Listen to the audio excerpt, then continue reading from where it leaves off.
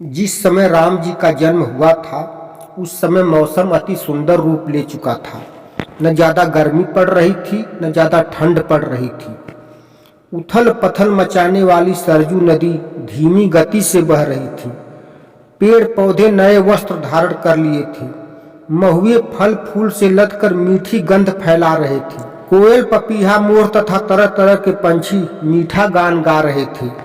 तोतों के बच्चे भी अंडों से निकलकर झांक रहे थे। 1 महीने तक रात नहीं हुई थी। सूर्यदेव राम जी को देखने के लिए अयोध्या में ही ठहरे हुए थे। कैलाश पर्वत छोड़कर शिव और पार्वती भी अवध में आए हुए थे। सभी देवी देवता राम जी को तरह तरह की बधाई दे रहे थे। जामवंत के संग हनुमान जी भी राम के दर्शन के लिए आए हुए थे। लंका से रावण भी राम जी को देखने के लिए आया हुआ था। पूरी अयोध्या में ढोल नगाड़े बज रहे थे। राजा दशरथ तीनों रानियों सहित फूले नहीं समा रहे थे। महल में जगह जगह पावरिया बधाई गीत गा गा कर नाच रहे थे।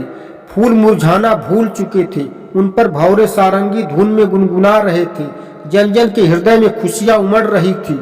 चारों तरफ सोहर गीत गूंज रहा था। ऋषि मुनि भी बधाई के रूप में आशीर्वाद देने आए हुए थे। घर घर में पूरी पकवान बन रहा था जिसकी खुशबू वातावरण में फैली हुई थी।